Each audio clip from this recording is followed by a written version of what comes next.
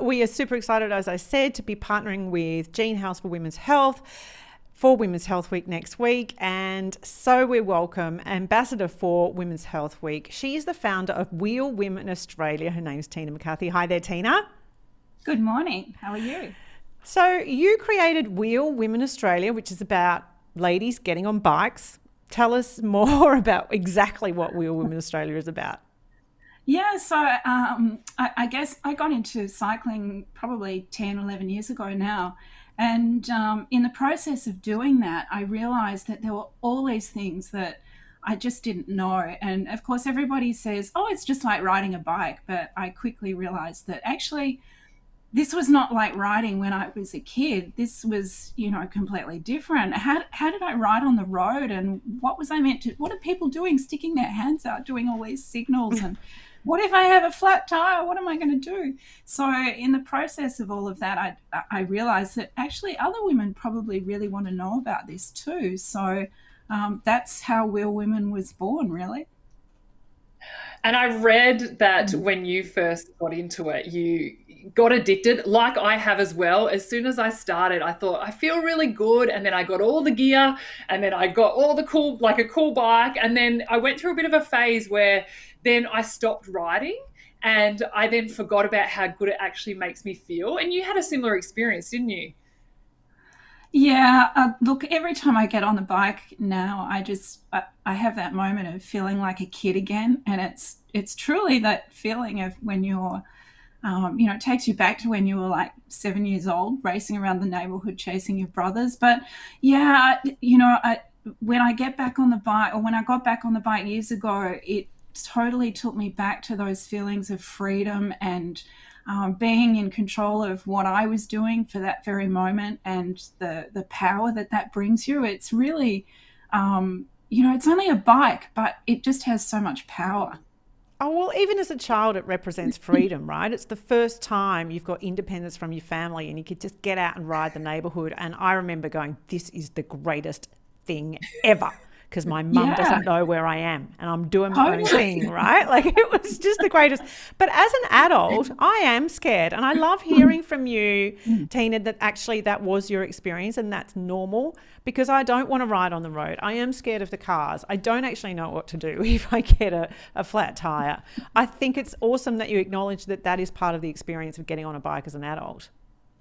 Yeah, and I think that I suppose when women look at the media that there is about women cycling, and they see the images that they see of, slim young things on their bikes riding perfectly and knowing everything there is to know about cycling, I guess it flies in the face of what the reality is that I see about cycling, which is a lot of women out there feeling pretty nervous and not sure about what they're meant to be doing, not sure about what kind of bike they should be riding, feeling very self conscious about the gear that they wear. And, it's really normal to feel all of those things. And it's really normal to think, oh my God, there's a hill coming up. I'm going to have to get off and walk. So what? There's nobody at the top of the hill holding up a medal for you. So, it's really normal to feel all of those things and say, I can't do this bit. So, fine, no problem. Get off and walk. That's okay. And importantly, is there coffee stops along the way? Absolutely. We always say if there's no cake and coffee, there's no ride. So, But so tell me, how exactly do you coach women? So you're I suppose hoping that women who've never got on a bike before might join your rides. How do you then teach us? so we get women who, particularly a lot of older women or women from, I guess, migrant families who have never had the opportunity to ride, have never even been on a bike. But of course, at the moment, lots of them are wanting to ride. So that process is really about just putting them on a bike, and we usually have one or two coaches with them, and we hold them just like you would hold your kid when they're learning to ride, and we teach them all about scooting along, like kids on their little scooter bikes. And it's a process of just building their confidence and building their skills and balance to get them going. And before long, we haven't failed yet. We've got 100% success rate in getting women to learn to ride from scratch. But when it comes to the women who are getting back on their bikes, that's really just about, I guess, a bit of hand-holding in a way. And making it fun. This is not, we always say this is not about exercise at all.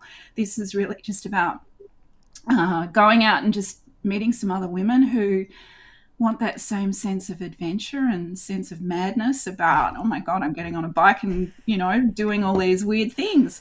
And it's kind of like the exercise is incidental to what we're doing. We're just going out and having fun, really. So that's kind of the premise behind Wheel Women is whatever we do, it's got to be fun and it's got to be social and always cake and coffee.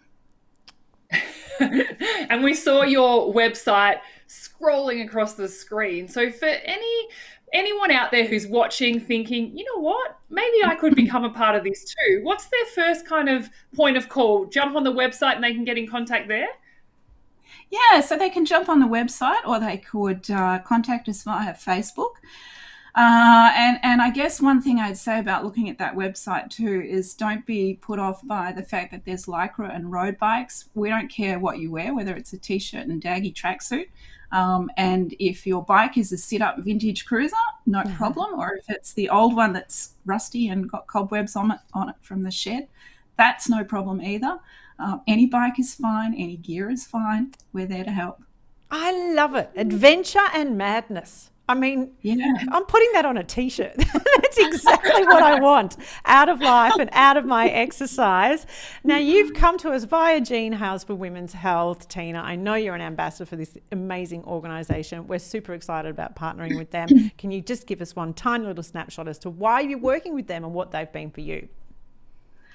Look, Gene Hales does amazing work for bringing a whole lot of topics about women's health to the fore, things that perhaps are not always in the media. So the taboo subjects that sometimes men don't like hearing about, I guess, but women love talking about and we all know about it. So I think it's really great that they kind of normalize a lot of those things that we all want to talk about, we all need to know about, we all want to learn more about. So that's why I love being with them, and their focus on active lifestyles is being a part of all of that is really what I love about it.